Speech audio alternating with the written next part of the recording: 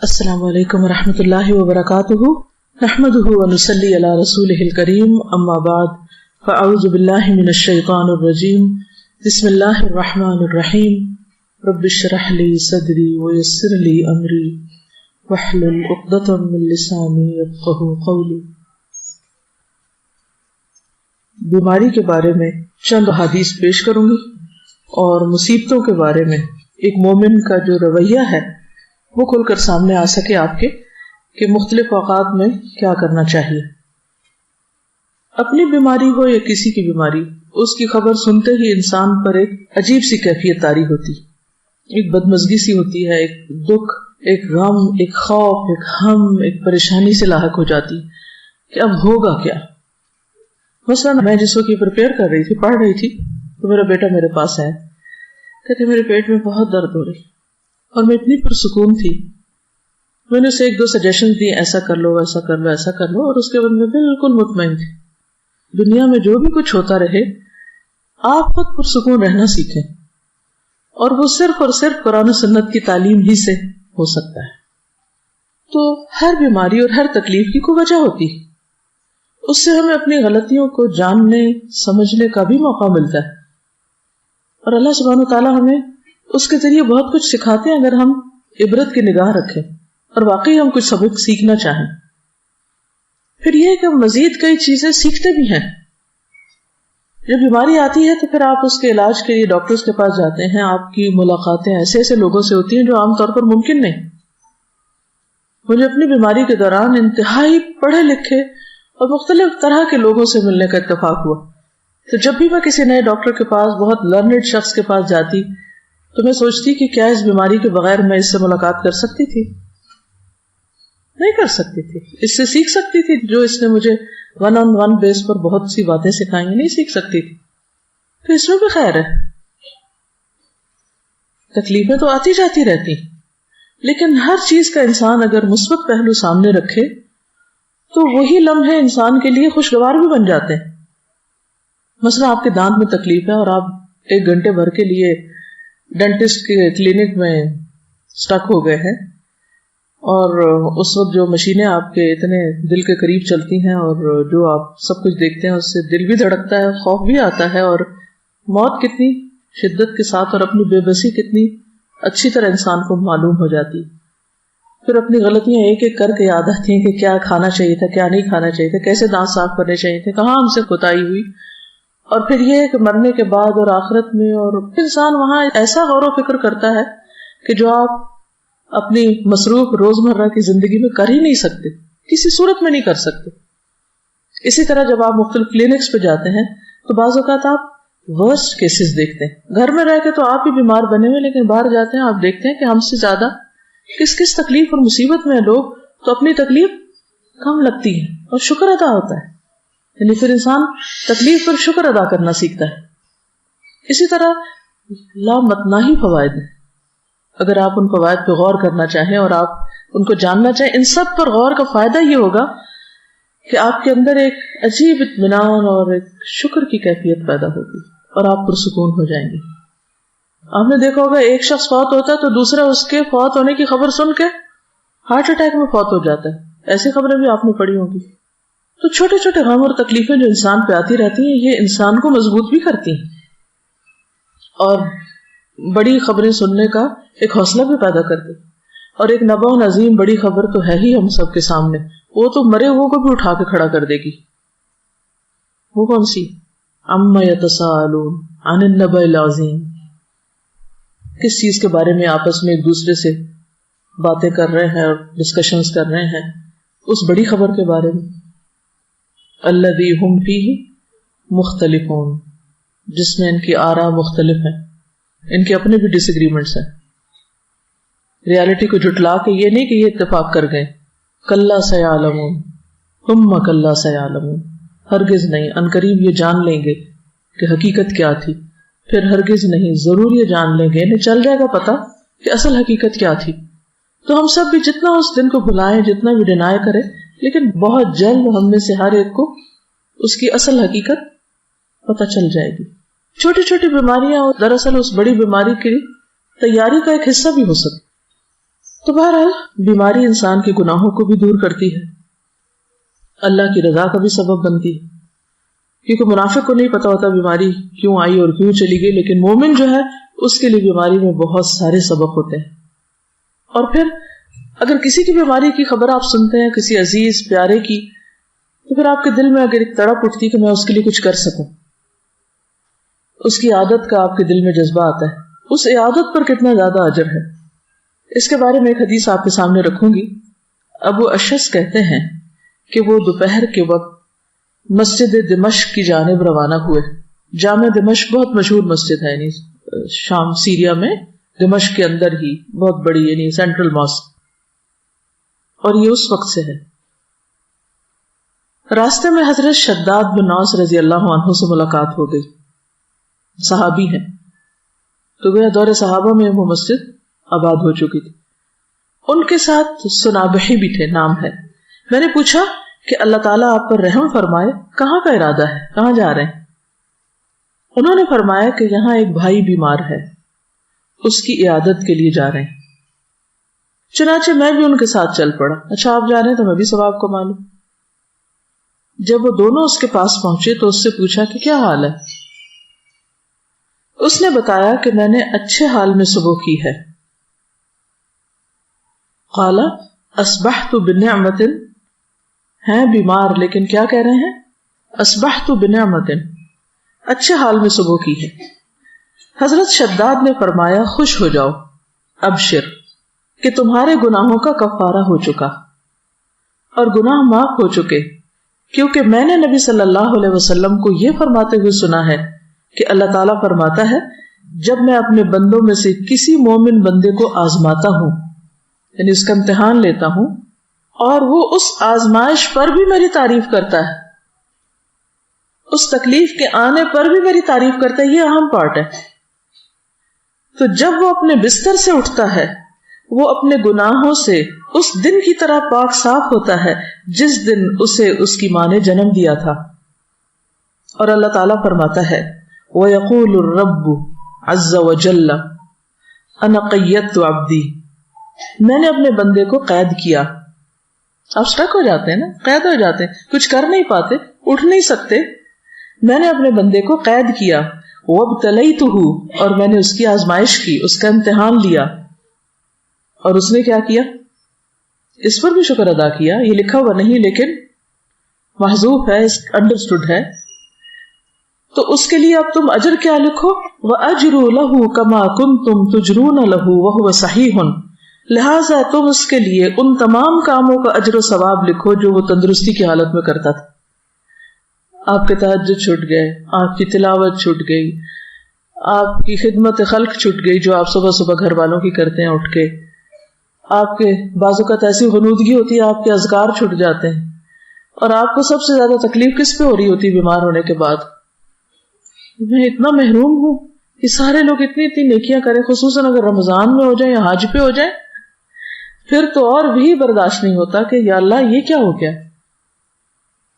تو اس وقت اللہ سبحانہ وتعالی مہربانی کرتے ہیں جب عام بندے ساتھ چھوڑ دیتے ہیں. شرط ایک ہے، اور وہ کیا ہے؟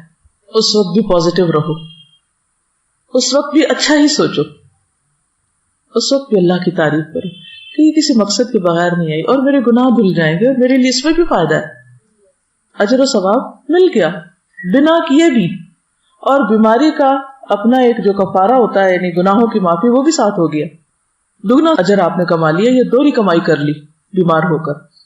ارے جبکہ ہم کیا سوچ رہے ہوتے ہیں کہ ہم لوزر ہیں، ہم تو کھو گئے، سب کچھ چھٹ گیا ہم سے.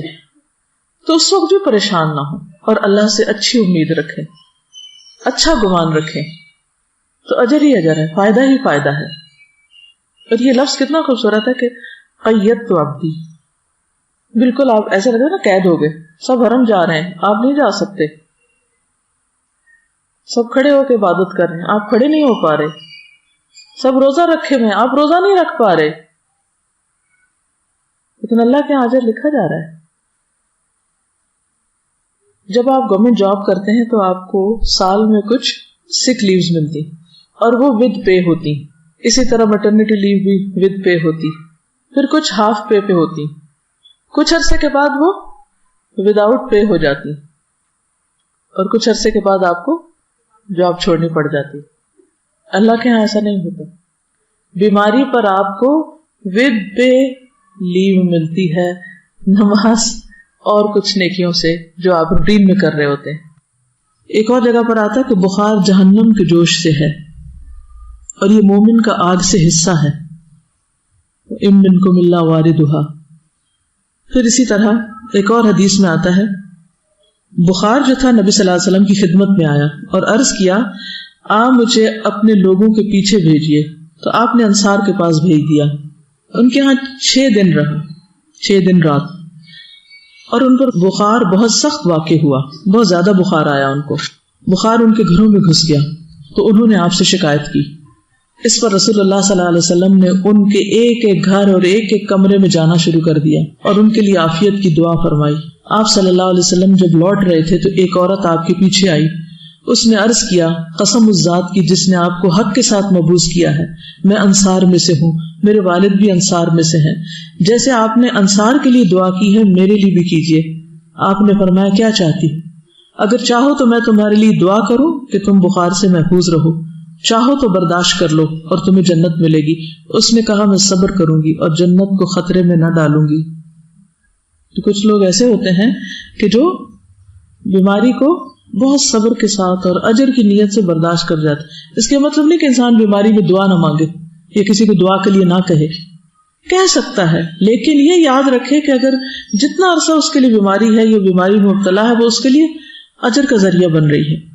نبی صلی اللہ علیہ وسلم نے فرمایا خوش ہو جاؤ، مومن کے مرض کو اللہ تعالیٰ کفارہ اور اپنی رضا کا سبب بنا دیتے ہیں، اور فاجر، نافرمان، گناہگار، اس کا مرض ایسا ہے جیسے اونٹ کہ اس کے مالک نے اسے باندھ دیا اور اس کے بعد چھوڑ دیا. اسے نہیں خبر کیوں باندھا اور اسے نہیں پتا کیوں چھوڑا، بخار کیوں آیا اور کیوں گیا. وہ حدیث بھی یاد رکھیے کہ رسول اللہ صلی اللہ علیہ وسلم ام صائب کے ہاں تشریف لائے. آپ نے فرمایا اے ام صائب تجھے کیا ہوا، تم کانپ رہی ہو، جیسے ملیریا ہوتا ہے نا. اس نے عرض کیا بخار ہے، اللہ اس میں برکت نہ کرے. آپ نے فرمایا بخار کو برا نہ کہو، کیونکہ بخار بنی آدم کے گناہوں کو اس طرح دور کرتا ہے جس طرح بھٹی لوہے کے میل کچیل کو دور کر دیتی ہے.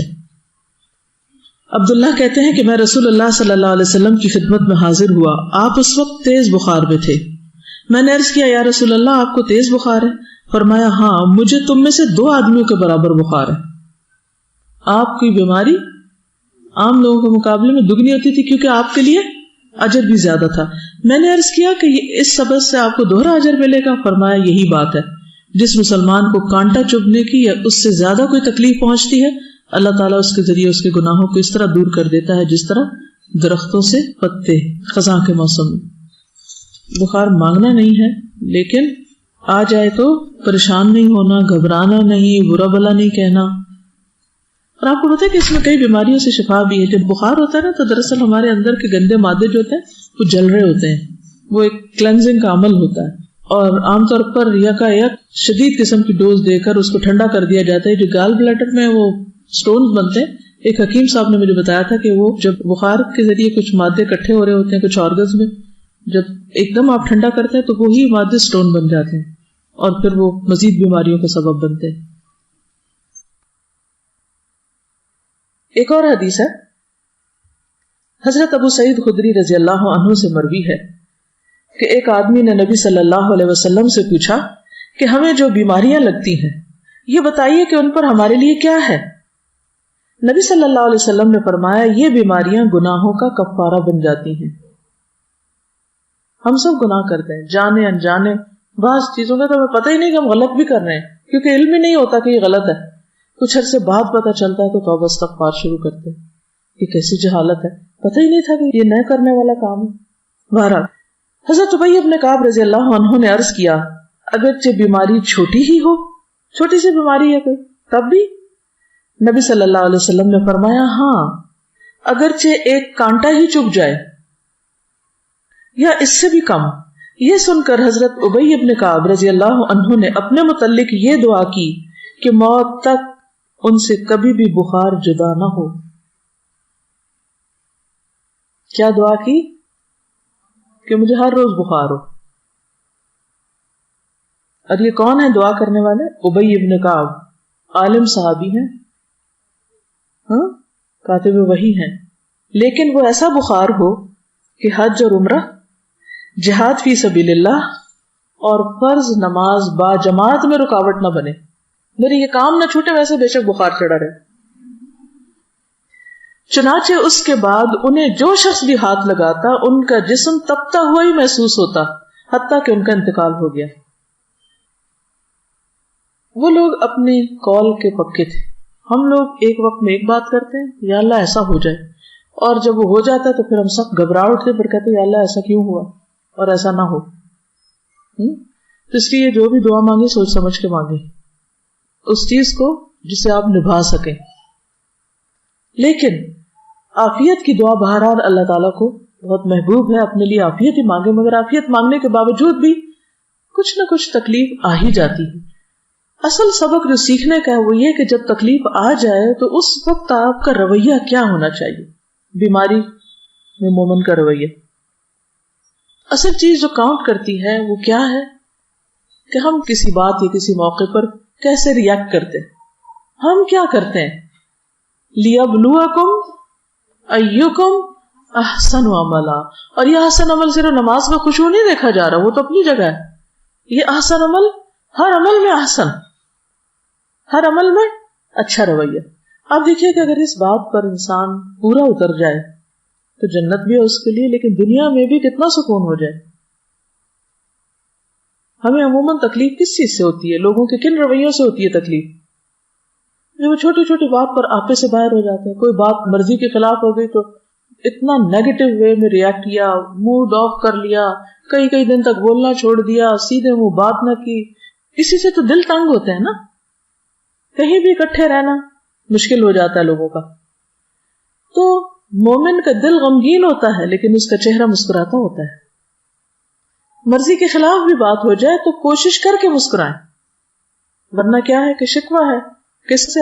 اللہ تعالیٰ سے کہ کیوں ہمیں آزمائش میں ڈالا، کیونکہ کوئی تکلیف نہیں آتی مگر اللہ کے اذن سے آتی ہے۔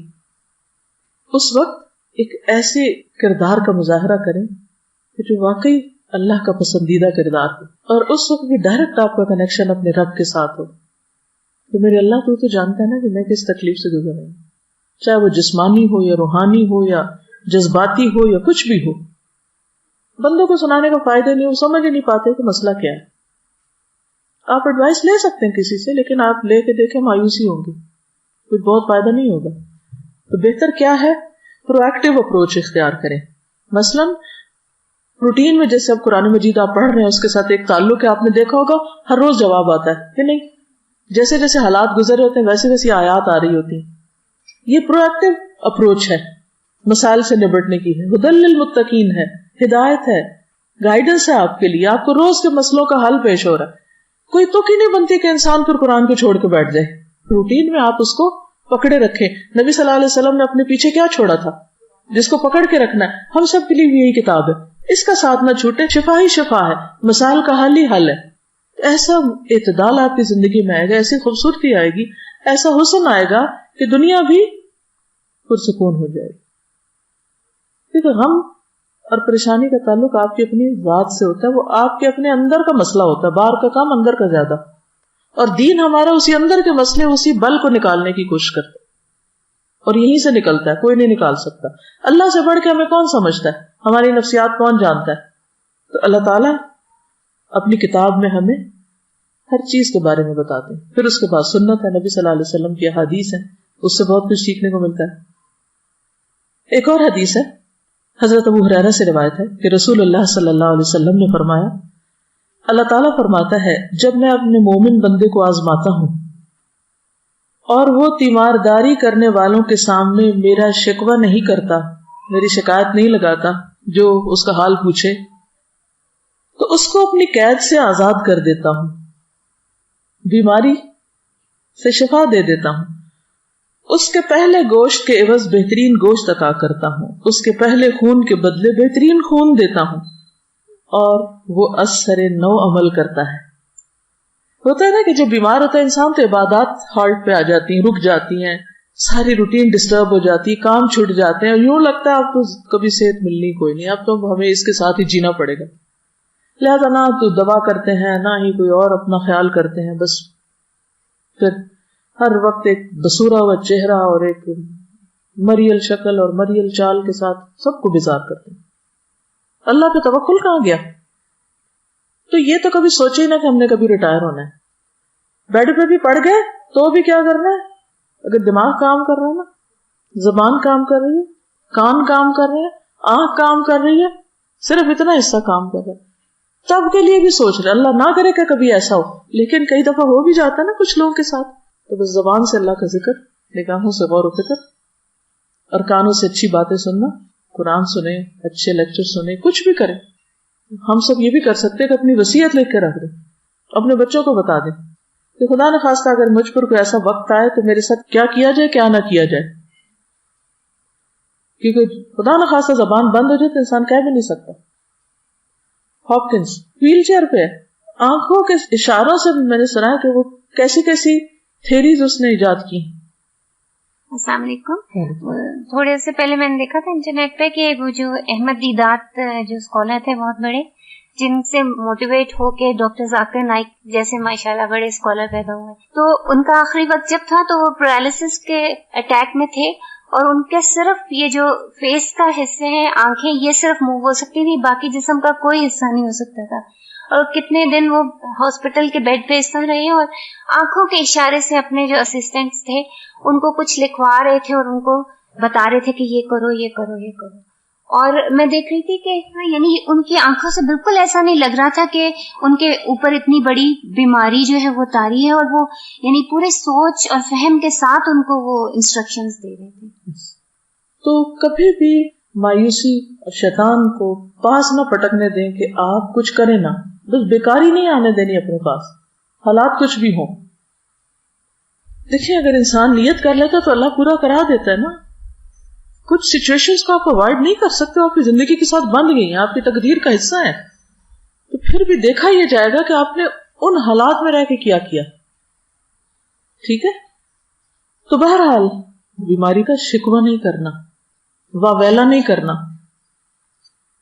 دوسروں کو بیزار نہیں کرنا, اس کو اپنے اوپر طاری نہیں کر لینا. تو انشاءاللہ آپ دیکھیں کہ ایک تو اس کی انٹینسٹی کم ہوگی, دوسرا یہ کہ آپ کے آس پاس کے لوگ آپ کے پاس رہنا چاہیں گے, بھاگیں گے نہیں آپ سے. ورنہ ہوتا ہی ہے نا کہ جو بندہ تنگ کر مارے تو سب ادھر ادھر ہو جاتے ہیں. پھر یہ ہے کہ آپ کچھ پروڈکٹیو پازیٹیو کام میں اپنی انرجی لگائیں, کیونکہ رونے کے لیے بھی انرجی چاہیے ہوتی ہے نا, اور چیخنے کے لیے بھی, اور غصے کے لیے بھی, اور سب اوٹ پٹانگ حرکتوں کے لیے انرجی چاہیے ہوتی. جب آپ کی ساری انرجی وہاں لگ جاتی ہے تو پھر جب اچھا کام کرنے کا وقت آتا ہے پھر آپ تھک کے سو جاتے ہیں.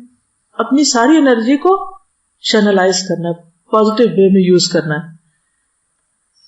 پھر ایک اور حدیث ہے, حضرت ابو امامہ سے روایت ہے کہ نبی صلی اللہ علیہ وسلم نے فرمایا, جس بندے کو بھی بیماری سے پچھاڑ دیا گیا ہو, پیرالائز ہو گیا کسی بھی طرح, یا پڑ گیا ہے بیڈ پہ, تو اللہ تعالیٰ اسے جب بیماری سے اٹھاتا ہے تو وہ پاک ہوتا ہے, یعنی اس کے گناہوں کا کفارہ ہو چکا ہوتا ہے. پھر آپ دیکھیے ایک اور حدیث ہے, نبی صلی اللہ علیہ وسلم جب مدینہ تشریف لے گئے تو مدینہ کی زمین جو تھی وہ وبائی زمین تھی. پورے عرب میں سب سے زیادہ وبائیں جو تھی وہ مدینہ میں ہوتی تھی, ارض الوبا تھی. جب صحابہ وہاں پر گئے تو بیمار پڑ گئے, ایک ایک کو بخار,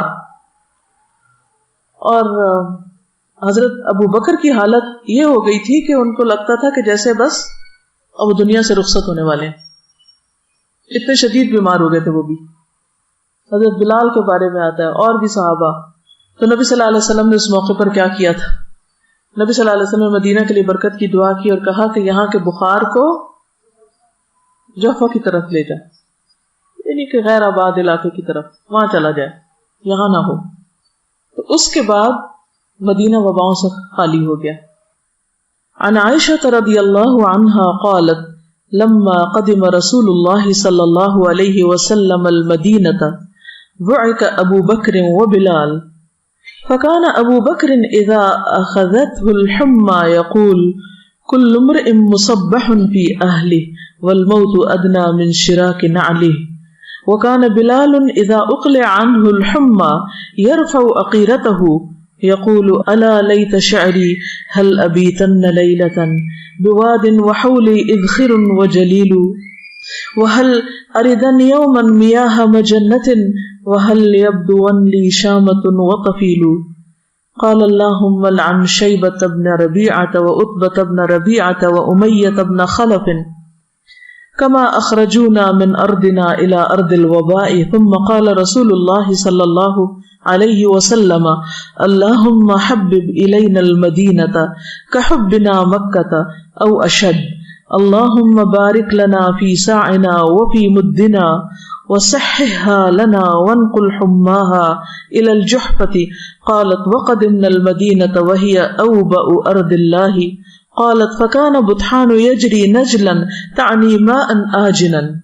بخاری. حضرت عائشہ فرماتی ہیں جب اللہ کے رسول صلی اللہ علیہ وسلم مدینہ تشریف لائے تو ابو بکر صدیق رضی اللہ تعالیٰ عنہ اور حضرت بلال رضی اللہ تعالیٰ عنہ کو بخار آ گیا. پھر ابو بکر کو جب بخار چڑھتا تو وہ یہ شعر پڑھتے گھر میں اپنے صبح کرتا ہے ہر ایک فرد بشر. یعنی ہر شخص اپنے گھر میں صبح کرتا ہے اور موت اس کی جوتی کے تسمے سے بھی نزدیک تر ہوتی ہے. یعنی وہ اپنے آپ کو کیا سمجھتے کہ اب موت میرے بہت قریب ہے. یعنی کہ یہ پڑھنے کا مطلب کیا تھا کہ اب میں نہیں بچتا. کبھی آپ کے ساتھ ایسا ہوا کہ آپ کو بخار ہو یا کوئی بیماری لگے اور آپ سوچیں کہ اب تو میں مر ہی جاؤں؟ یہ بہت ایک نیچرل سی فیلنگ ہے. ہر شخص اس کیفیت سے گزرتا ہے, کچھ زیادہ کچھ کم, لیکن یہ خیال صحت کی حالت میں کم آتا ہے اور بیماری کی حالت میں زیادہ آتا ہے. تو حضرت ابوبکر نے بھی اپنے انہی جذبات کا اظہار کیا کہ ہر شخص اپنے گھر میں صبح کرتا ہے اور موت اس کی جوتی کے تسمے سے زیادہ قریب ہوتی ہے. اور بلال کا بخار جب اتر جاتا تو وہ رو کر بلند آواز سے یہ پڑھتے. یوں لگتا ہے کہ جیسے کوئی ملیریا کی قسم کا بخار تھا کہ چڑھتا ہے اور اترتا ہے. تو رو کر بلند آواز سے یہ شعر پڑھتے, کاش پھر مکہ کی وادی میں رہوں, کیونکہ ہجرت کر کے مدینہ آئے تھے. کاش پھر مکہ کی وادی میں رہوں ایک رات, سب طرف اگے ہوئے ہوں وہاں جلیل اذخر نبات. اذخر ایک گھاس ہوتا ہے جس میں خوشبو ہوتی ہے اور وہ اپنے مردوں کو دفن کرتے ہوئے ان کے ساتھ بھی رکھتے تھے, اور جلیل بھی اسی طرح گھاس کی قسم ہے. اور پیو پانی مجنہ کا جو ہے آب حیات. یہ مکہ سے چند میل کے فاصلے پر مر الزہران کے قریب ایک مقام ہے, اسے سوق حجر بھی کہتے ہیں. وہاں پر یہ پانی تھا, یعنی وہاں کا پانی تھا. ہوتا نا کچھ چشمے مشہور ہو جاتے ہیں اچھے پانی میں. کاش پھر دیکھوں میں شامہ اور طفیل. یہ مکہ سے 30 میل کے فاصلے پہ 2 پہاڑ ہیں, تو ان کا ذکر. وہاں پہاڑوں کے بھی نام ہوتے ہیں, جیسے کسی پہاڑ کا نام لیجیے, جبل ابو قبیس, اور جبل کعبہ, جبل احد, جبل عیر, جبل نور جس میں غار حرا ہے. تو بہرحال یہ 30 میل دور پہاڑوں کے نام ان کو معلوم ہے اور ان کو یاد کر کے رو رہے ہیں. مکہ تو مکہ ہے. اچھا, یہ جو جبل احد ہے یہ مدینہ کے ایک طرف ہے, اور اس کے بالکل اپوزٹ سائڈ پر جہاں سے وہ شروع ہوتی ہے نا, اس کی ذوالحلیفہ کے پاس, اگر کبھی آپ جائیں وہاں احرام پہنتے ہیں دوبارہ عمرہ کرنے کے لیے, تو اس کے قریب ہے. اب جہنم کے پہاڑوں میں سے بہت عجیب سا پہاڑ ہے, دیکھ کے ایک وحشت ہوتی ہے. کالے رنگ کا پہاڑ ہے, جبل احد لال رنگ کا ہے, جیسے لال اینٹوں کا رنگ ہوتا ہے نا اسی قسم کا, اور عیر اس کے اپوزٹ. تو اس کو میں دیکھتی اور آنکھیں بند کرتی, دیکھتی اور آنکھیں بند کرتی, اور میں کہتی کہ یا اللہ تو محفوظ رکھنا اور یہ نہ ہمیں دکھانا, کیونکہ تپتی دھوپ کے اندر وہ کالے رنگ کا پہاڑ, اور پہاڑ کی بھی یوں چوٹی نہیں ہے, اوپر سے ایسے اسٹریٹ سا ہے, عجیب سا لگتا ہے دیکھ کے. تو یہ جہنم کے اندر ہوگا. اصل میں اللہ تعالیٰ نے دنیا میں انسان کو کچھ ایسی چیزیں دکھائی کہ جس سے وہ اپنے ان گھروں کو بھی یاد کر لے. ہوتا ہے نا کہ ہم جنت تو نہیں دیکھ سکتے, جہنم تو نہیں دیکھ سکتے, لیکن جب یہ کہا جاتا ہے کہ یہ ٹکڑا جنت کے ٹکڑوں میں سے ہے, یا پہاڑ جنت کے پہاڑوں میں سے ہے, یا یہ دریا جو ہے وہاں سے جاری ہوئے ہیں, اور یہ جہنم کی وادی میں سے ہے, تو پھر وہ ایک عجیب طرح کی فیلنگ آتی ہے جو خالی سنتے رہنے سے نہیں آتی, دیکھنے سے ایک اور بات بنتی ہے. تو بہرحال حضرت بلال جو تھے وہ یہ شعر پڑھا کرتے تھے اور کہا کہ اے میرے اللہ, شیبہ بن ربیعہ اور عتبہ بن ربیعہ اور امیہ بن خلف ان مردودوں پر لعنت کر جنہوں نے ہمارے ملک سے ہمیں نکال کر وبا کے ملک میں دھکیل دیا. مدینہ کیا تھا؟ وبا کا ملک. رسول اللہ صلی اللہ علیہ وسلم نے یہ سن کر فرمایا یا اللہ مدینہ بھی ہم کو مکہ کی طرح یا اس سے بھی زیادہ محبوب بنا دے، یعنی ہمیں مدینہ سے بھی محبت دے دے یا مکہ سے بھی زیادہ دے دے. یا اللہ ہمارے سا اور مد میں برکت دے دے، پیمانے ہیں. اور مدینہ کی ہوا صحت بخش کر دے. یہ جملہ غور کیجئے، مدینہ کی ہوا صحت بخش کر دے اور وہاں کا بخار جوہفہ میں لے جائے. جوہفہ بھی میقات پر ہے. حضرت عائشہ فرماتی ہیں ہم جب مدینہ میں تھے تو سارے ملکوں سے زیادہ وبا وہاں تھی. پھر فرمایا کہ مدینہ میں بطحان ایک نالا تھا، اس میں بہت ہی تھوڑا بدمزہ اور بدبودار پانی بہتا رہتا تھا، لیکن جب اللہ کے رسول صلی اللہ علیہ وسلم نے وہاں کے لیے دعا کی تو بہت سی نعمتیں وہاں پر اللہ تعالیٰ نے عطا کیا. اور یہاں آپ نے جو دعا کی نا بہت دلچسپ ہے کہ مدینہ کی ہوا صحت بخش کر دے. مدینہ کی ہم کہتے ہیں نا ایئر میں کچھ ہے، ایسے بولتے ہیں نا عام طور پہ، جیسے مکہ جاتا ہے نا تو ایک دم فلو ہونے لگتا ہے یا کچھ، تو ہم کہتے ہیں یہ ایئر میں ہے، بس آپ کو چمٹنا اس نے کہیں بھی جا کے پکڑ لینا ہے. اسی طرح آپ نے بھی دیکھا ہوگا کہ جب کوئی شخص ایک خاص علاقے میں رہ کر بیمار ہی ہوتا چلا جائے تو عموماً کیا کہتے ہیں جگہ تبدیل کریں، تو پھر جو ہی جگہ تبدیل کرتا بیماری چلی جاتی ہے. آپ نے بھی شاید اس کا پرسنلی ایکسپیرینس کیا ہو، ایک جگہ پہ رہ کے آپ کو مثلا کسی کو خارش لگ جاتی ہے، کسی کو کوئی اور، کسی کو نیند نہیں آتی، کسی خاص علاقے میں الرجیز ہوتی ہیں، تو وہ اس الرجی کے موسم میں وہ پولن ہوا میں ہی ہوتا ہے نا، پھر وہاں سے وہ چلے جاتے ہیں تو وہ ٹھیک ہو جاتے ہیں. دوسری جگہ وہی لوگ ہوتے ہیں بالکل ٹھیک ہوتے ہیں، کچھ بھی نہیں ہوتا ان کو. تو ہوا بھی اللہ کے حکم پہ مامور ہے، اس کو حکم ملتا ہے، اور یہ ساری چیزیں ان دیکھیں معلوم نہیں کیا کچھ ہمارے آس پاس کر رہی ہوتی. تو اس حدیث سے ایک تو دعا کی فضیلت بھی پتہ چلتی ہے کہ انسان کو دعا مانگنی چاہیے. اب ایک وبا آ گئی ہے کسی ملک میں تو ہم ٹھیک ہے ویکسینیشن بھی کریں اور بھی بہت سی احتیاطی تدابیر کریں، لیکن اس کے ساتھ ساتھ دعا کریں کہ اللہ تعالیٰ یہاں کے موسم کو اچھا کر دے. سردیوں میں جب عموماً فلو اور کھانسی اور خشک کھانسی تو ہم کیا کہتے ہیں سب کیا ہے، بارش نہیں ہوئی نا تو یہ سب بیماریاں ہیں. تو بچپن میں سمجھ نہیں آتی کہ بارش سے بیماری کا کیا تعلق ہے.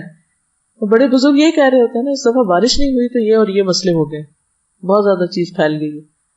تو بارش بھی پاک کرتی ہے موسم کو. کس کو صاف کرتی ہے زیادہ؟ ہوا ہی کو صاف کرتی ہے، جس کو ہم اپنے پانی سے نہیں صاف کر سکتے. دوسری حدیث ہے، یہ بھی بخاری کی ہے. عبداللہ بن عباس سے روایت ہے کہ عمر بن خطاب عوام کے حالات سے باخبر ہونے کے لیے شام کی طرف روانہ ہوئے. کون سی جگہ ہے شام؟ اس میں فلسطین، شام، اردن، یہ سب کچھ شامل تھا. ٹھیک ہے، شام صرف موجودہ شام نہیں. جب بھی شام کا لفظ آئے نا تاریخ کی کتابوں میں تو ساتھ ہی یہ بات یاد رکھیں کہ شام سے مراد فلسطین، اردن، موجودہ شام، یہ سب علاقے اس میں آتے ہیں. وہ خود کہاں رہتے تھے حضرت عمر؟ مدینہ.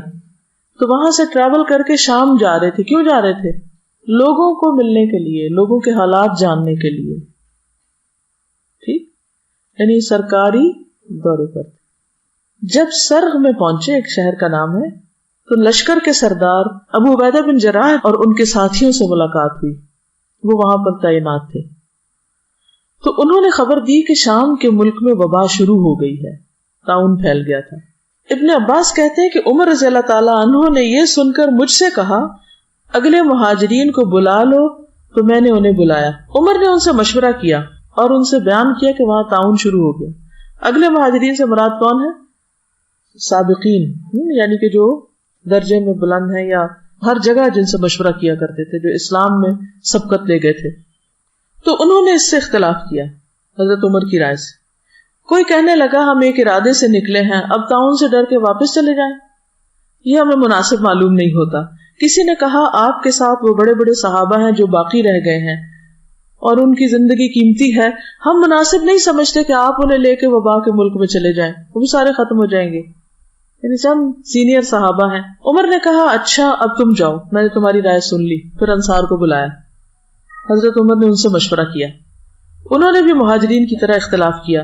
کوئی کہنے لگا آگے بڑھو، کسی نے کہا لوٹ چلو. یعنی لوگوں کا اوپینین مختلف تھا. کوئی کہتا تھا نہیں جائیں گے، کوئی کہتا تھا نہیں واپس. اچھا، ایک بات ہے کہ صحابہ بہت سچے لوگ تھے. جو ان کے دل میں ہوتا تھا وہ ان کی زبان پہ, جو ان کی رائے ہوتی تھی وہ بلاگ ہوتی تھی کہ یہ ٹھیک ہے یا نہیں ہے. پھر کہا یہاں قریش کے کچھ بوڑھے لوگ ہوں گے تو ان کو بلا لو, یعنی ان مہاجرین میں سے جنہوں نے مکہ فتح ہونے سے پہلے یا فتح مکہ پر ہجرت کی تھی. میں نے انہیں بلایا, انہوں نے ایک زباں ہو کر یہی رائے دی کہ آپ کا واپس جانا ہی مناسب ہے, واپس جائیں, اور وبائی ملک میں لوگوں کو لے جا کر پڑاؤ ڈالنا مناسب نہیں. یہ سنتے ہی حضرت عمر نے کیمپ میں منادی کرا دی کہ میں صبح کو اونٹ پہ سوار ہو کر مدینہ کی طرف لوٹوں گا. صبح ایسے ہی ہوا, عمر ساتھیوں کے ساتھ مدینہ کی طرف لوٹ چلے. ابو عبیدہ بن جراح کہنے لگے کیا اللہ کی تقدیر سے بھاگتے ہو عمر, واپس جا رہے ہو؟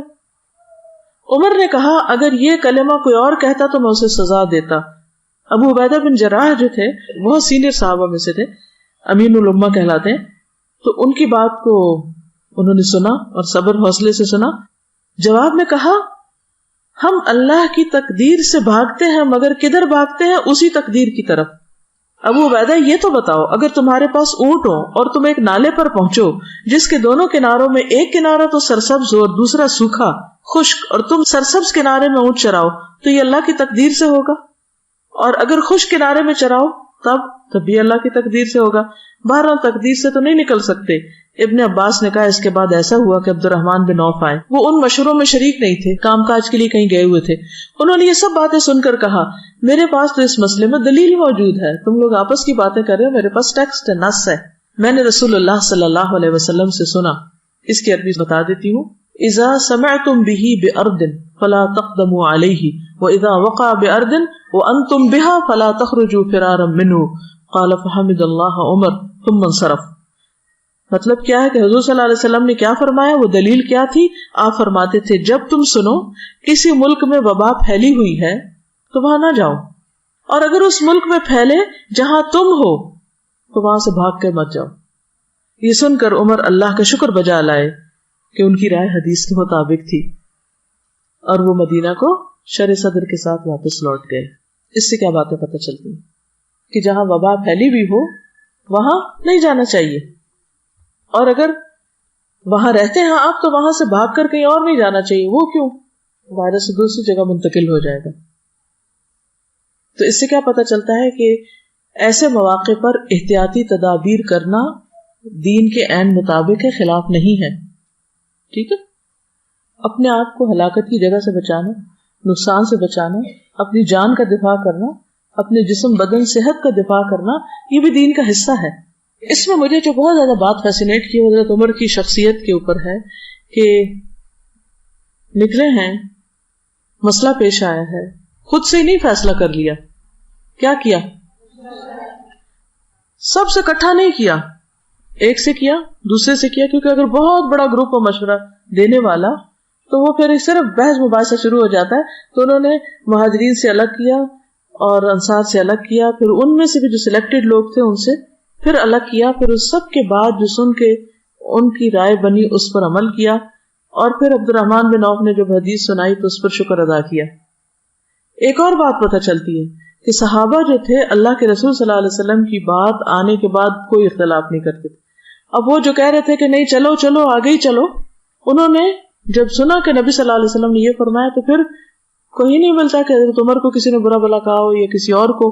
ورنہ تو ہمارے یہاں کیا ہوتا ہے, اگر کسی نے کوئی ایسا فیصلہ کر لیا تو ساری زندگی اس کو تانے دیے جاتے ہیں کہ تم نے کیا کیا, تم بزدل فلاں موقع پہ بھاگ گئے تھے.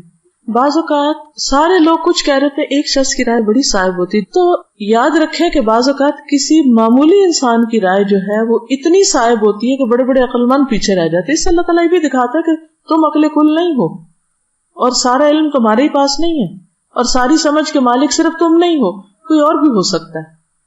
اس لیے بھی ضروری ہے کہ کوئی معمولی درجے کا شخص ہو یا کوئی بہت اعلیٰ, دونوں کو توجہ دی جائے. میں نے ایک روایت سنی تھی, مجھے نہیں معلوم اس کا کیا درجہ تھا کیا نہیں, بہت بہت چھوٹی تھی جب سے یہ بات سنی تھی کہ اگر آپ کسی شخص کی کنگھی استعمال کریں گے تو آپ اور اس کے درمیان اختلاف پڑ جائے گا. مجھے اس بات میں ایک حکمت نظر آئی, چاہے اس کی کوئی شرعی دلیل یا کوئی طبی دلیل نہ بھی ہو, لیکن بات یہ ہے کہ کنگھی ایک پرسنل یوز کی چیز ہے. بعض لوگوں تو گھر میں ایک کنگھا رکھا ہوتا ہے, برش, سارا گھرانہ اسی سے کر رہا ہوتا ہے. ایک آیا وہ شیشے کا کھڑا ہو گیا, دوسرا آیا اسی نے, یہ خوب لڑتے ہیں آپس میں. لڑائی کس لیے ہوتی ہے کہ اس میں ایک یہ حقیقت ضرور ہو سکتی ہے کہ ایک میلا چھوڑ گیا، ایک نے بال اس میں چھوڑ دیے، پھر وہ گما دی، اٹھائی یہاں سے رکھی کہاں، تو وہ پھر یہ چیزیں لڑائی کا سبب بن جاتی ہے. اس میں کئی اور اسباب ہو سکتے ہیں، ضروری نہیں کہ وہ اس کے اندر کچھ گھس جاتا ہے جو لڑنے کے قابل بنا دیتا ہے بندے کو. پھر اسی طرح حضرت عقبہ بن عامر سے روایت ہے کہ نبی صلی اللہ علیہ وسلم نے فرمایا، دن بھر کا کوئی عمل ایسا نہیں ہے جس پر مہر نہ لگائی جاتی ہو، یعنی وہ ایک طرح سے ریکارڈ ہو رہا ہے، سیو ہو رہا ہے ڈیٹا سارا. چنانچہ جب مسلمان بیمار ہوتا ہے تو فرشتے بارگاہ الہی میں عرض کرتے ہیں کہ پروردگار تو نے فلاں بندے کو روک دیا ہے، حبستہ، اسے قید کر دیا، اب وہ کچھ کر نہیں سکتا، دوڑ نہیں سکتا. اللہ تعالیٰ فرماتا ہے کہ اس کے تندرست ہونے تک جیسے اعمال وہ کرتا ہے ان کی مہر لگاتے جاؤ، یا یہ کہ وہ فوت ہو جائے. یعنی روٹین میں جو وہ کرتا تھا، بیمار ہو گیا تب بھی وہ مہر لگاتے جاؤ انہوں ایریاز میں. آپ کی ڈیلی ڈائری جو ہے اس پہ اسٹیمپ لگتی جاتی ہے. شرط کس بات کی کہ آپ ایک روٹین میں ریگولر کچھ نہ کچھ کرتے رہیں، تاکہ فرشتوں کو بھی پتا ہو کہ کون سے تھے وہ کام جو آپ نہیں کر پا رہے. اب ایک اور حدیث میں آتا ہے، رسول اللہ صلی اللہ علیہ وسلم نے فرمایا، جب کوئی بندہ بیمار ہوتا ہے یا سفر میں جاتا ہے تو اس کے وہ تمام عمل لکھ دیے جاتے ہیں جو وہ حالت قیام اور زمانہ تندرستی میں کیا کرتا تھا. اور صبر کا اجر کہ قیامت کے دن جب آزمائش والوں کو ان کی مصیبتوں کا بدلہ دیا جائے گا تو اہل عافیت تمنا کریں گے کاش ان کی کھالیں دنیا میں کینچیوں سے کاٹ دی جاتی، تاکہ ایسا اجر ملتا ہے جو صبر کرنے والوں کو ملا ہے. اور پھر جو بیماری پر صبر کر جائے تو اس کے لیے جنت ہے. جیسے وہ ایک خاتون آپ کی خدمت میں حاضر ہوئی اور اس نے کہا کہ اللہ کے رسول صلی اللہ علیہ وسلم مرگی کا دورہ پڑتا ہے مجھے، تو آپ دعا کیجئے کہ میں ٹھیک ہو جاؤں. فرمایا کہ اگر تم چاہو تو میں کر دیتا ہوں، ورنہ اس کے بدلے تمہارے لیے جنت ہے. اس نے کہا کہ ٹھیک ہے، میں یہ نہیں کہتی مگر یہ کہ میرا پردہ جو کھل جاتا وہ نہ کھلے. تو آپ نے اس حصے کے لیے دعا کر دی. پھر اسی طرح جنت میں بھی درجات کی بلندی کا سبب ہے بیماری. محمد بن خالد اپنے دادا سے، جنہیں نبی کریم صلی اللہ علیہ وسلم کی صحبت کا شرف حاصل تھا، یعنی صحابی تھے، وہ نقل کرتے ہیں کہ ایک دن وہ اپنے کسی مسلمان بھائی سے ملاقات کے ارادے سے نکلے عیادت کے لیے. راستے میں ان کی بیماری کا پتہ چلا تو ان کے پاس پہنچ کر کہا کہ میں آپ کے پاس ملاقات کے لیے، عیادت کے لیے اور خوشخبری دینے کے لیے آیا ہوں. 3 کام: ملاقات، عیادت اور خوشخبری سنانے ہیں. اس نے پوچھا یہ ساری چیزیں ایک جگہ کیسے جمع ہو گئی؟ انہوں نے جواب دیا کہ میں جس وقت نکلا تھا اس وقت آپ سے ملاقات کا ارادہ تھا، بس ملنے آ رہا تھا. راستے میں آپ کی بیماری کی خبر سنی تو عیادت کی نیت بھی کر لی. اور رہی خوشخبری تو وہ یہ ہے کہ میں نے نبی صلی اللہ علیہ وسلم کو یہ فرماتے ہوئے سنا ہے کہ جب اللہ کے ہاں کسی بندے کا مقام اور مرتبہ اس درجے سے آگے بڑھ جاتا ہے جہاں تک اس کا عمل نہیں پہنچتا، تو اللہ تعالیٰ اسے جسمانی، مالی یا اولاد کی طرف سے کسی آزمائش میں مبتلا کر دیتا ہے، پھر اسے اس پر صبر بھی عطا کر دیتا ہے، یہاں تک کہ وہ اس درجے تک جا پہنچتا ہے جو اس کے لیے طے ہو چکا ہوتا ہے. یعنی آپ ہر وقت جنت الفردوس مانگتے ہیں، روتے ہیں کہ یہ کرنا تھا کر نہیں پائے. یعنی کئی لوگوں کو لٹرلی روتے ہوئے دیکھا ہے جو واقعی سچے دل سے کہتے ہیں کہ ہمارا دل چاہتا ہے ہم یہ بھی کریں، یہ بھی کریں، یہ بھی کریں، لیکن ہم اسے ہو نہیں پا رہا. کبھی بچے چھوٹے ہیں، کبھی بیماری آ گئی ہے، کبھی کوئی اور وجہ بن گئی، عمل نہیں ہو پا رہا، کام کر نہیں پا رہے، کرنا چاہتے ہیں. اب عمل کے ساتھ تو اس درجے کو پا ہی نہیں سکتے کیونکہ وہ وقت نہیں ہے، موقع نہیں ہے، یا قابلیت نہیں ہے، صلاحیت نہیں. اب یہ گیپ ہے، ابھی کچھ قدم باقی ہیں. تو اللہ تعالیٰ کیا کرتے ہیں؟ کوئی آزمائش بھیج دیتے ہیں، بندہ اس پہ صبر کر جاتا ہے. اس آزمائش کی وجہ سے وہ فاسٹ لفٹ پہ بیٹھ کے اوپر چلا جاتا ہے. قرآن پڑھنے کا سب سے بڑا فائدہ یہ کہ انسان کی ہائی تھنکنگ ہو جاتی کہ میں اس درجے کو پہنچوں. اور اگر صحابہ کی زندگی آپ پڑھیں تو اور بھی اس کو مہمیز لگ جاتی، کیونکہ وہ بہت مختلف طرح سوچتے تھے.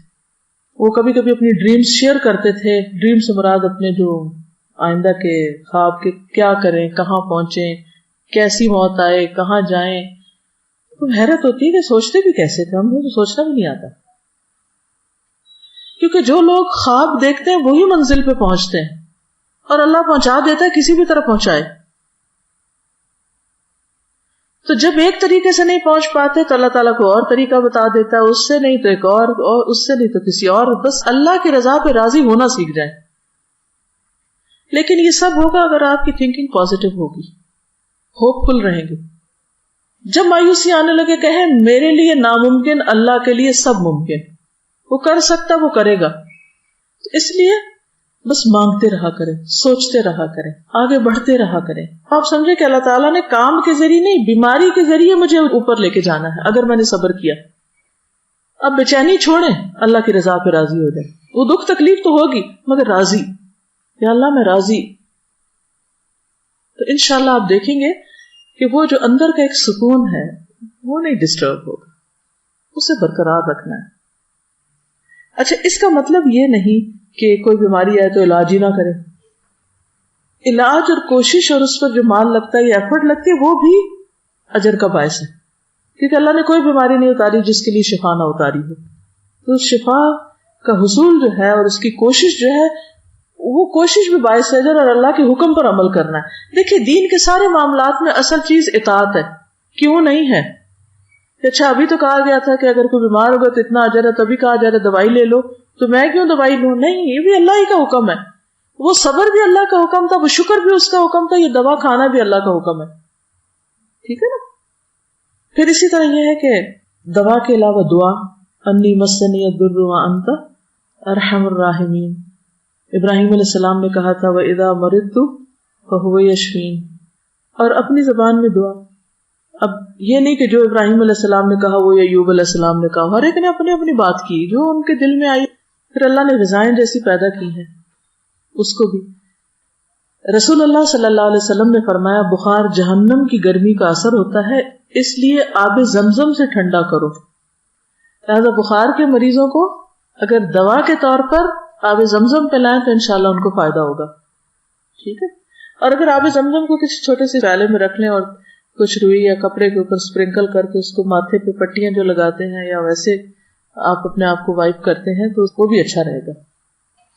پھر یہ کہ جو کوئی بیمار ہے تو عیادت کرنا جو ہے نبی صلی اللہ علیہ وسلم کے اخلاق کا حصہ ہے، اور اس میں مرد حضرات کی خواتین کی بھی عادت کی آپ نے.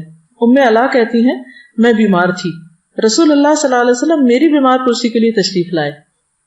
فرمایا ام علا خوش ہو جاؤ، اللہ تعالیٰ مسلمان کی مرض کی وجہ سے اس کے گناہ اس طرح صاف کر دیتے ہیں جیسے آگ سونے اور چاندی کے کھوٹ کو ختم کر دیتی. اچھا، ایک اور بڑی دلچسپ بات جو مجھے بھی ریسنٹلی پتا چلی وہ یہ کہ مریض کو کھانے پینے میں مجبور نہ کرو. اکثر ایسا ہوتا ہے نا کہ ادھر ذرا سی بیماری ادھر بھوک بند، پھر ہم اتنا فورس کرتے ہیں، کہتے ہیں کہ ہے یہ مر جائے گا بھوک سے. حالانکہ ہوتا یہ کہ جسم کو کام کرنا ہوتا ہے اور اسٹمک ساری انرجی لے جاتا ہے فوڈ ڈائجسٹ کرنے میں، تو اس لیے اگر اس میں کچھ نہیں جا رہا تو یہ بھی اللہ کی ایک حکمت ہے. حضرت عقبہ بن عامر جہنی کہتے ہیں کہ رسول اللہ صلی اللہ علیہ وسلم نے فرمایا اپنے مریضوں کو کھانے پینے پر مجبور نہ کیا کرو کیونکہ اللہ تعالیٰ ان کو کھلاتا پلاتا ہے. اس کا اپنا ایک طریقہ ہے آلٹرنیٹ غذا کا. اور عافیت کی دعا جو ہے وہ کبھی بھی پڑھنا نہ بھولیں. ہمارا کلچر ایسا ہے کہ اس میں پریشان ہونا ایک لازمی حصہ ہے. اللہ سے عافیت کی دعا کرتے رہیں اور اللہ کی نعمتوں کو یاد کرتے رہیں، شکر گزار رہیں، خوش رہیں. ایک سوال ہے، مجھے خود کو پرسکون رکھنے والی بات سمجھ نہیں آئی. کم از کم میری تکلیف تو مزید بڑھ جائے گی جب میں کسی پر اعتماد کرتے ہوئے اس سے اپنی تکلیف بتاؤں اور وہ آگے سے پرسکون بیٹھا رہے اور کوئی ہیلپ نہ کرے. میرے خیال ہے جو شخص پرسکون ہوتا ہے وہ بہتر ہیلپ کر سکتا ہے بجائے اس کے جو بالکل سنتے پینک ہو جائے اور اپنے ہوش و حواس کھو بیٹھے. جو اپنی مدد نہیں کر سکتا وہ کسی دوسرے کی مدد کیسے کر سکتا ہے؟ آپ نے دیکھا کبھی کہ ڈاکٹرز کتنے پرسکون ہوتے ہیں؟ اگر ڈاکٹرز حال دہائی مچا دیں تو مریض کا کیا ہوگا؟ مریض کہتا ہے یہ بہت مہربان ڈاکٹر ہے، اس کو تو میری وجہ سے رونا ہی آ گیا اور وہ تو کچھ کر ہی نہ سکا. تو یہ تو ہمدردی نہیں. جتنے اچھے ڈاکٹرز ہوتے ہیں اتنے ہی سکون کے ساتھ اپنا کام کرتے ہیں. وہ مریض کی توجہ کے ساتھ بات سنتے ہیں، اس کو سمجھتے ہیں، اس کو اعتماد دیتے ہیں، اس کا مسئلہ حل کرتے ہیں، اس کی مدد کرتے ہیں.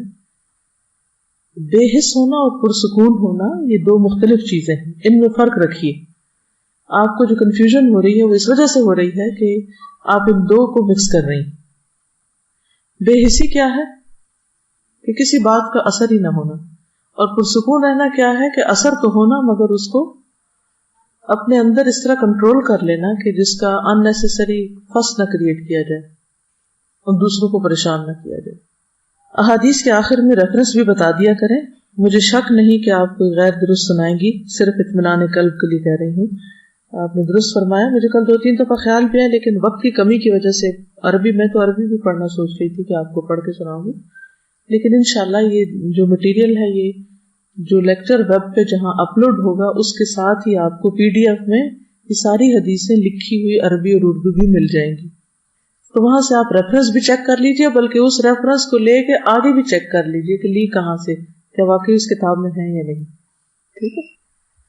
ایک اور سوال ہے، عیادت کے لیے جا سکتے ہیں بشرطے کہ آپ کو یہ ہو کہ وہ ایسا مرض ہے کہ جو، کیونکہ بعض تو منع کر دیتے ہیں، ڈاکٹرز ہی منع کر دیتے ہیں کہ پیشنٹ کے پاس کوئی نہ آئے کیونکہ درست نہیں.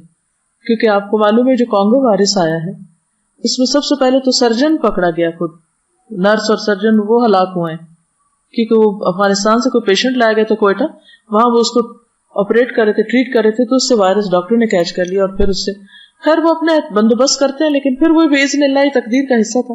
جی بہت زیادہ چیخیں آ رہی ہیں، اس طرح کی ہے تو نہیں پبلک میں آپ کو پھر اس طرح جانا چاہیے کیونکہ اس سے دوسرے کو بھی بیزاری ہوتی ہے.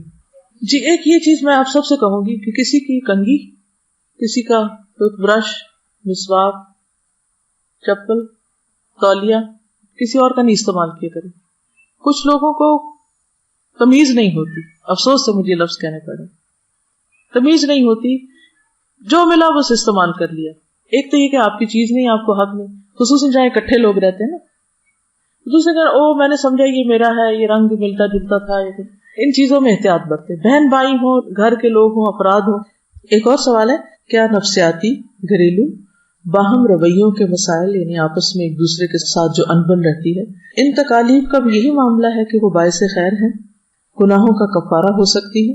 کیونکہ نفسیات دان تو کہتے ہیں کہ یہ مسائل آپ کے اپنے پیدا کردہ ہیں اور عقل مندی، اچھے رویے سے حل کیے جاتے ہیں. قرآن میں بھی ہے کہ جو مصیبت آتی ہے تمہارے اپنے ہاتھوں کی کمائی سے آتی ہے. درست فرمایا آپ نے. پہلی بات یہ کہ یہ جتنے بھی مسائل ہوتے ہیں جو ہمیں پیش آتے ہیں، ان میں سے اکثر ہمارے رویے یا گناہ یا ہماری کسی نہ کسی غلطی کا نتیجہ ہوتے ہیں. ٹھیک ہے.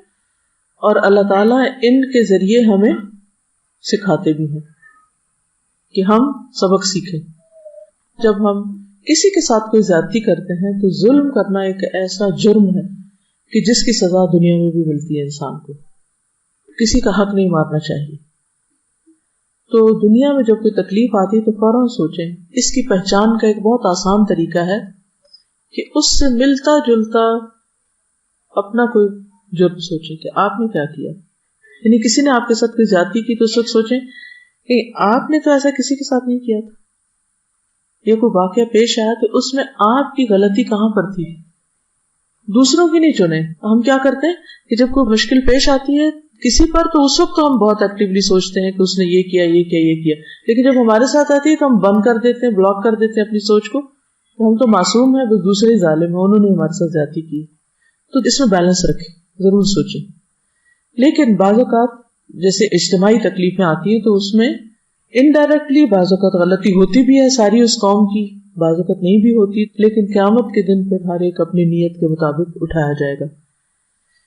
اور یہ جو بات ہے کہ یہ مسائل اپنے پیدا کرتے ہیں اور اچھے رویے سے حل کیے جا سکتے ہیں، تو اس میں وہ حدیث یاد رکھیے کہ نبی صلی اللہ علیہ وسلم نے فرمایا کہ اچھے اخلاق والے دنیا اور آخرت کی ساری بھلائیاں لوٹ کے.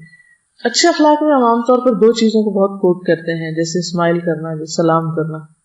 وہ کون سی ایک اچھی عادت ہو سکتی ہے جس سے تعلقات اچھے ہوتے ہیں، اور وہ کون سی ایک خاص خراب عادت ہوتی ہے جس سے تعلقات خراب ہوتے ہیں. دوسروں کی بات توجہ سے سننا، یہ ایک ایسا گر ہے جس سے بہت سے تعلقات آپ کے ٹھیک ہو جائیں گے. یہ میں آپ کے کی دے رہی ہوں. جب آپ دوسرے کی سنتے نہیں تو دوسرا فرسٹریٹ ہوتا ہے. اپنا اعتماد کھو دیتا ہے، سمجھتا ہے کہ شاید میں نے کوئی غلط بات کی. تو اگر آپ چاہتے ہیں کہ آپ کے باہم تعلقات اچھے ہوں تو کیا کرنا ہوگا آپ کو؟ نبی صلی اللہ علیہ وسلم جب کوئی بات کرتا تھا تو آپ کس طرح سنتے تھے؟ صرف کانوں سے یا جسم سے بھی؟ اپنے آپ کو ادھر موڑ لیتے تھے. جب آپ کسی کی پوری سمجھیں گے نہیں تو آپ اس کو کیا کریں گے؟ مس انڈرسٹینڈ کریں گے. جب مس انڈرسٹینڈ کریں گے تو وہ کچھ کہہ رہا ہے، آپ کچھ کہہ رہے ہیں، وہ کچھ کہہ رہا ہے، آپ کچھ کہہ رہے ہیں. پھر اسی طرح قرآن مجید میں واضح طور پہ فرمایا گیا ہے لا تسعر خدک للناس، اپنا گال موڑ کے بات نہ کرو، یعنی بے رخی سے بات نہیں کرو. یہ جو مفہوم ہے، اپنے گال کو نہ پھیرو لوگوں سے. بہت سے لوگ انکانشیسلی یا کانشیسلی یہ کام کر رہے ہوتے ہیں، یعنی وہ دوسرا کو اگر بات کرے تو اس کو دیکھتے بھی نہیں ہیں، دیکھتے ہی نہیں اس کی طرف. اس سے ایک تو تکبر کا بھی اظہار ہوتا ہے، عملی رویہ کہ ہم تمہاری بات کو کوئی امپورٹنس نہیں دے رہے. اس سے دل پھٹتے، آپس میں تعلقات خراب ہوتے ہیں اور شیطان کو گھسنے کا موقع مل جاتا ہے. کیا یہ قرآن کے حکم کی خلاف ورزی نہیں کہ کوئی ہمیں کچھ کہہ رہا ہے اور ہم سن ہی نہیں رہے، یا ہم یوں کر کے سن رہے ہیں؟ مثلا مجلس میں آپ 4-5 لوگ بیٹھے ہوئے ہیں، اگر کوئی بول رہا ہے تو کیا کرنا چاہیے؟ توجہ دینی چاہیے اس کی طرف، اور جواب بھی دینا چاہیے. نہیں، یہ اخلاق ہے یا بد اخلاقی کہ کوئی بات کرے اور آگے سے نہ ہاں کرے نہ کرے؟ بہت بڑی بد اخلاقی. اور ہم سمجھتے ہیں ہم تو مسکین معصوم، ہماری تو کوئی غلطی نہیں، ہم تو بولتے ہی نہیں، کسی کو کچھ کہتے ہی نہیں ہے، ہم تو اتنے بے ضرر ہیں. لیکن آپ بہت بڑا جرم کر رہے ہیں کہ کوئی آپ سے کچھ سوال کر رہا ہے، آپ سے کوئی بات کر رہا ہے، کوئی پوچھ رہا ہے، اور آپ اس کو نہ ہاں کر رہے ہیں نہ کر رہے ہیں کہ ہاں ٹھیک ہے، اچھا کوئی بات نہیں. تو اس عادت پہ بھی قابو پانے کی ضرورت ہے. اس سے دوسرا شخص غصہ کرے گا اور پھر آپ کہے کہ وہ ظالم ہے، غصہ کرتا ہے، اور آپ کو اپنی خاموشی کا ظلم نہیں پتا. تو یہ بیسک مینرز، بنیادی باتیں اسلام نے جو سکھائی ہیں نا، ان پر ہمیں عمل کرنے کی ضرورت ہے. تب گھر خوشگوار ہوگا، معاشرہ خوشگوار ہوگا، دنیا خوشگوار ہوگی. ایسے ہی لوگ جنت کے واسی ہیں، جنت میں جائیں گے اور وہ خوش ہوں گے اور دوسروں کو خوش کریں گے. بہترین نیکی کیا ہے کہ تم اپنے مومن بھائی کے دل میں خوشی ڈالو. سوچے دن میں ہم کتنے لوگوں کو خوش کرتے ہیں، کتنی خوشیاں بانٹتے اور بکھیرتے ہیں، اور کتنے دل توڑ کے نکلتے ہیں ہم، کتنی بد اخلاقیاں بکھیرتے ہیں. تو کیا یہ لکھا نہیں جا رہا؟ کیا اس کا حساب نہیں ہوگا؟ کیا اس کی پوچھ کوئی نہیں ہوگی؟ اور اگر ہمیں شعور ہی نہیں اپنے ان حرکتوں کا، تو متقی کی صفت تو بے شعور ہونا نہیں ہوتی. کس کی صفات ہیں؟ بے شعور، لا شعور، منافقین کی صفات ہیں. تو ہمارے اندر ان کی شباہت بھی کیوں آئے؟ ہم وہ ہوں یا ان جیسے ہوں، یہ تو بہت ہی دور کی بات ہے. کس کو کاپی کرنا چاہیں گے آپ؟ متقی کو یا منافق کو؟ متقی کو. تو پھر ان جیسی اخلاق اپنائیں. ٹھیک ہے نا؟ بعض اوقات مشکل اس وقت ہوتی ہے جب کوئی غیر ضروری بیکار باتیں کرتا ہے، تو اس صورت میں بھی کم از کم اس کی طرف دیکھ کے اس کو یہ محسوس کرانا چاہیے کہ آپ کی بات لمبی ہو گئی ہے، اچھا ہاں ٹھیک ہے، بٹ آگے تو آپ کہنا کیا چاہتے ہیں. یعنی اس کو بھی آپ اس وقت سکھا سکتے ہیں کسی طرح، یا اس کو کٹ کر سکتے ہیں اور پھر اس کو بعد میں بتا بھی سکتے ہیں. لیکن اصل میں مسئلہ پتہ کہاں ہوتا ہے؟ جب آپ سنتے نہیں، پوری طرح سمجھتے نہیں. اچھا کچھ لوگ ہوتے ہیں ایک بات ایک دفعہ کہتے ہیں، پھر تھوڑی دیر بعد وہی کہتے ہیں. ان کو بھی کیوں اس طرح کرنا پڑتا ہے؟ ہم نے چونکہ اپنے ذہن میں پہلے سے بٹھا لیا نا کہ انہوں نے لمبی بات کرنی، لہٰذا ہم شروع سے ہی ان کی طرف توجہ نہیں کرتے. ہونا کیا چاہیے کہ آپ تھوڑی دیر ضرور ان کی توجہ سے بات سنیں. جب انہیں یہ یقین ہو جائے گا نا کہ میری سن لی گئی ہے، تو شاید وہ بھی اپنی گفتگو کم کر لیں. یہ ایک نفسیاتی مرض ہے، اس کے لیے الگ طرح سے ٹیکل کیا جائے گا. میں یہاں ایک عام روزمرہ کی روٹین کی نارمل سچویشن کی بات کر رہی ہوں. اچھا فلڈ ریلیف کے بارے میں بات کرنی تھی کہ کس طرح جانور مر رہے ہیں اور کس طرح انسانوں کے لیے مشکل ہو رہی ہے. جو انہوں نے لکھا میں جلدی سے پڑھ کے سنا دیتی ہوں. سندھ کے کچھ علاقے بالکل آئی لینڈ کی شکل اختیار کر گئے. فصلیں گنا، کپاس، چاول، سبزیوں کی فصلیں برباد ہو کر رہ گئی. یعنی جیسے ایک ویک کے بعد وہ کپاس پک کرنے والے تھے اور وہ کپاس ڈوبی پڑی ہے. اور آپ کو پتا کپاس میں پانی گیا تو اب تو وہ بالکل بیکار ہے، مٹی والا پانی، کچھ بھی نہیں اس سے کر سکتے.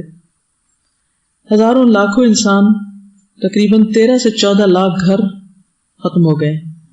ہزاروں لاکھوں انسان اور جانور اس تباہ کاری سے متاثر ہوئے. کئی کلومیٹر تک 4 فٹ پانی میں چل کر کشتیوں کے ذریعے آمد و رفت ممکن ہو رہی ہے. لوگ کشتیوں پہ آ جا رہے ہیں. انسانوں کے ساتھ جانور بھی مر رہے ہیں.